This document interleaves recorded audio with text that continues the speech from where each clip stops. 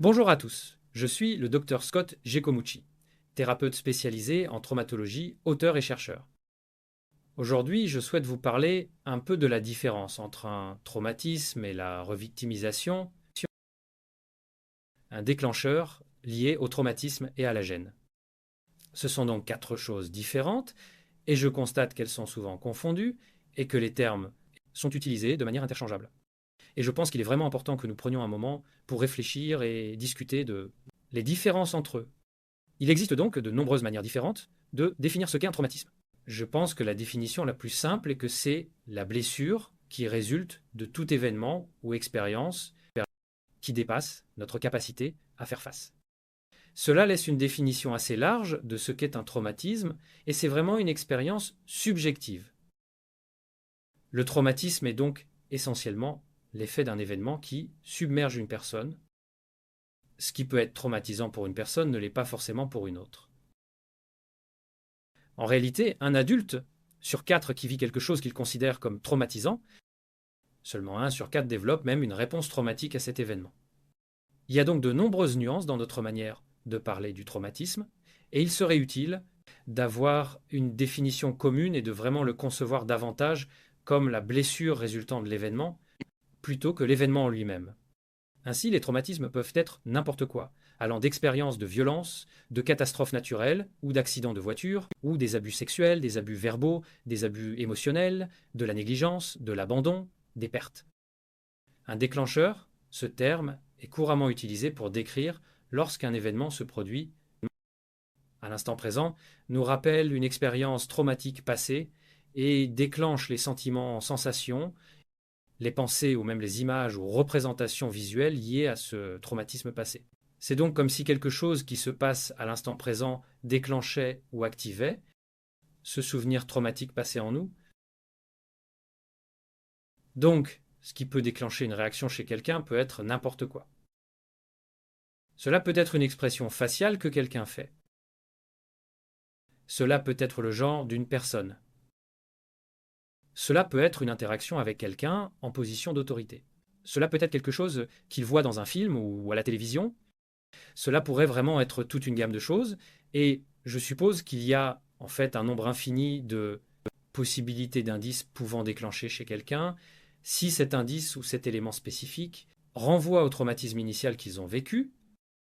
La retraumatisation, telle que définie par la SAMHSA, Substance Abuse and Mental Health Services Administration, qui a créé Trauma and Form Care, définit la retraumatisation comme revivre des réactions de stress éprouvées à la suite d'un événement traumatique lorsqu'on est confronté à un nouvel incident similaire.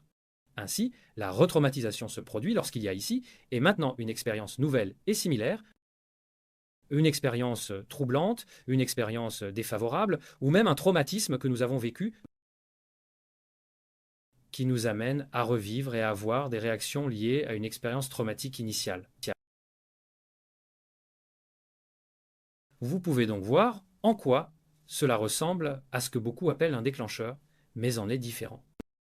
La principale différence est que la retraumatisation, ce qui se passe ici et maintenant, qui déclenche le souvenir traumatique passé, est un nouveau traumatisme ou une nouvelle expérience d'adversité. Alors que lorsqu'une personne est déclenchée, cela peut être quelque chose de vraiment bénin ou quelque chose de très simple, quelque chose de non traumatisant qui se passe ici et maintenant et qui est associé à traumatisme original et activation de ce vieux souvenir. Voici donc les principales différences entre déclencheur et retraumatisation. La retraumatisation correspond donc à une expérience qui se produit ici et maintenant.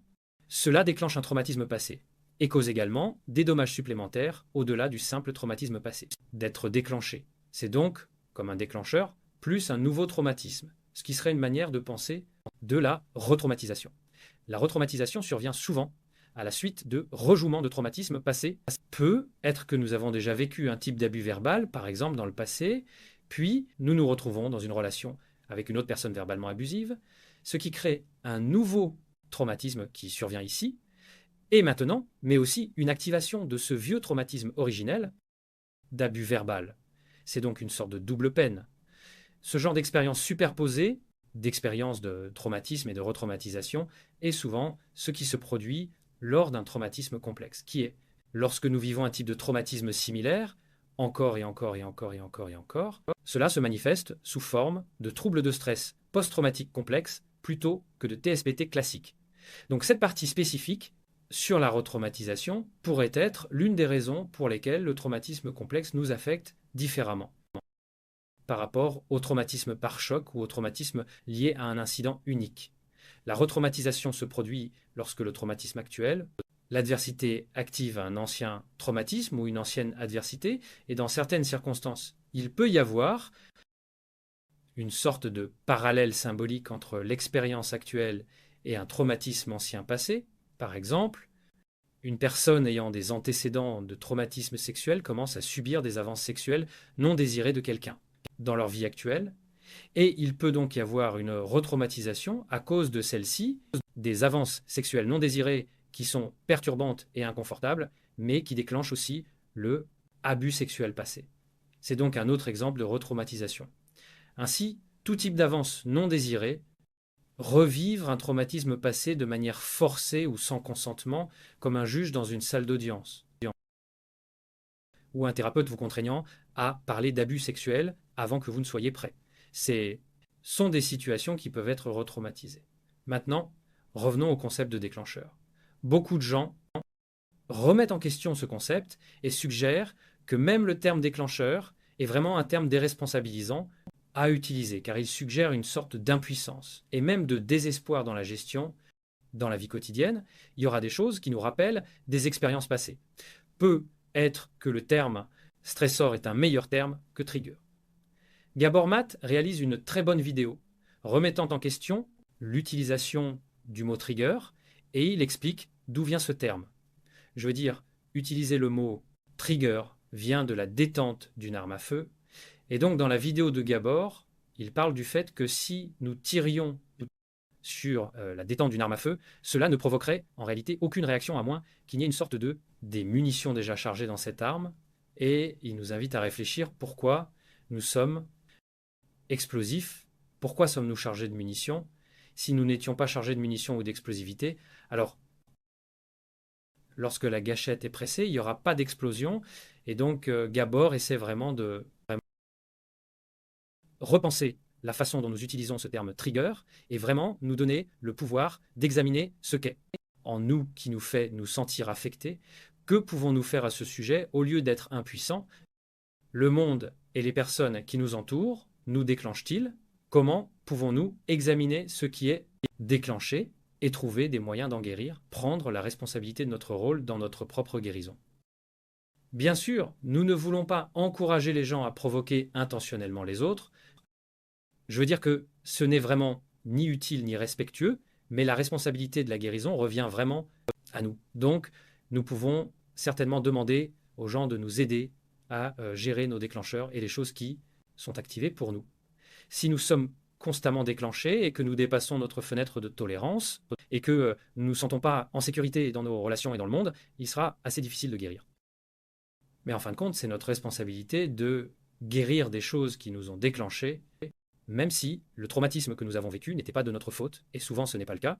Nous devons quand même prendre la responsabilité de notre propre guérison, même si cela peut sembler injuste et que nous pouvons en être en colère, que nous restons prisonniers de la douleur, du traumatisme causé par quelqu'un d'autre. Et pourtant, cela revient toujours, il nous revient de décider de chercher de l'aide et de guérir. Je souhaite également aborder la différence entre un déclencheur et une sensation désagréable. Le terme déclencheur est trop utilisé et nous risquons de tomber dans le piège de qualifier tout ce qui est désagréable de quelque chose qui provoque un déclenchement, ce qui est aussi très déstabilisant pour nous. Donc encore une fois, un déclencheur, c'est quelque chose qui active un souvenir traumatique passé, tandis que quelque chose d'inconfortable est simplement quelque chose qui se passe ici et maintenant et qui provoque de l'anxiété ou du stress chez nous. Il y a donc certainement un certain recoupement et une connexion là. Je veux dire qu'un déclencheur est aussi lié à quelque chose ici et maintenant qui nous rend anxieux ou stressés.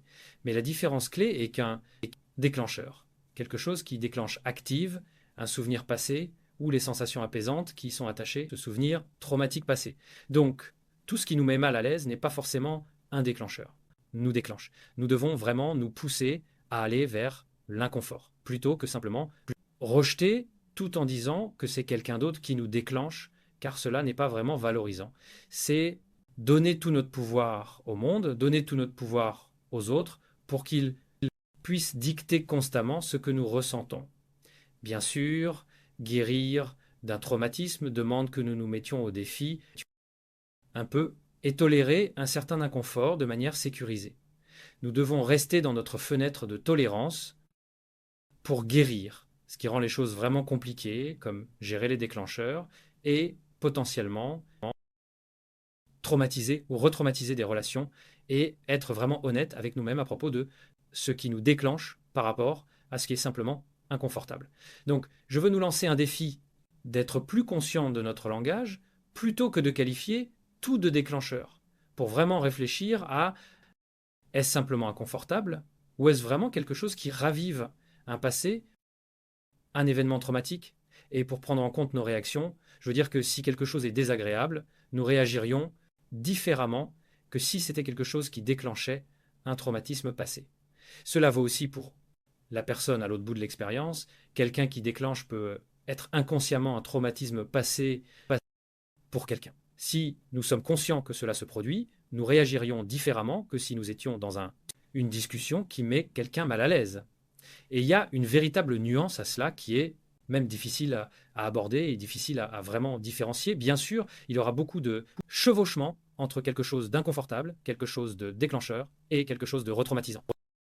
Je veux nous mettre au défi de vraiment réfléchir à ces notions, de les distinguer et de ne pas tout qualifier d'éléments déclencheurs simplement parce que c'est inconfortable. Encore une fois, le traumatisme est la blessure causée par un événement dépassant la capacité de gestion, tandis que la retraumatisation survient lorsqu'on fait l'expérience d'un nouveau traumatisme similaire à l'ancien. Le traumatisme qui déclenche cet ancien traumatisme, mais provoque aussi une nouvelle blessure. De plus, un déclencheur est quand un ancien traumatisme est activé par quelque chose ici et maintenant. L'inconfort, quant à lui, correspond simplement à vivre une expérience ici et maintenant qui nous rend anxieux ou stressés.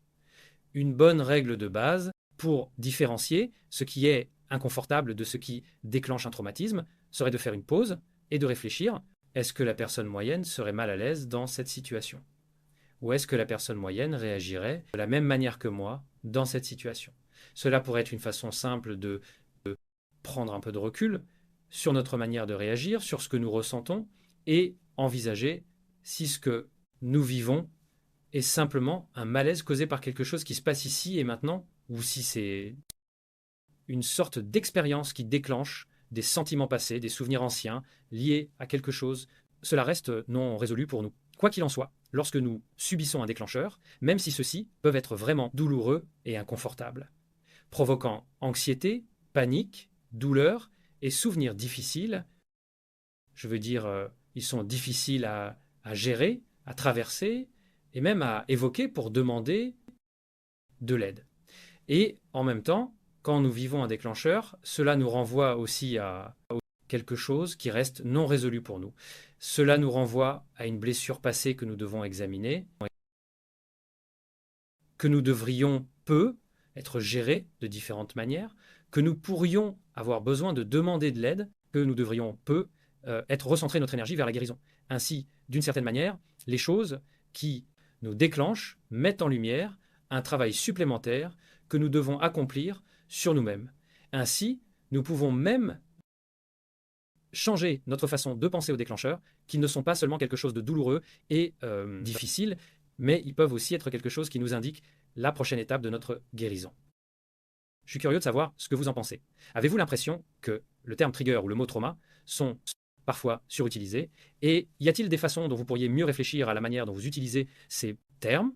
Y a-t-il des choses que vous avez vécues qui étaient simplement inconfortables et que vous appeliez un trigger, ou peut être même l'inverse, des choses vraiment inconfortables que vous n'aviez pas étiquetées comme déclencheurs de souvenirs post-traumatiques, alors qu'en réalité, elles l'étaient. Je veux dire, cette vidéo, alors qu'en pensez-vous? Pensez-vous que nous utilisons trop souvent les termes déclencheurs et traumatisme?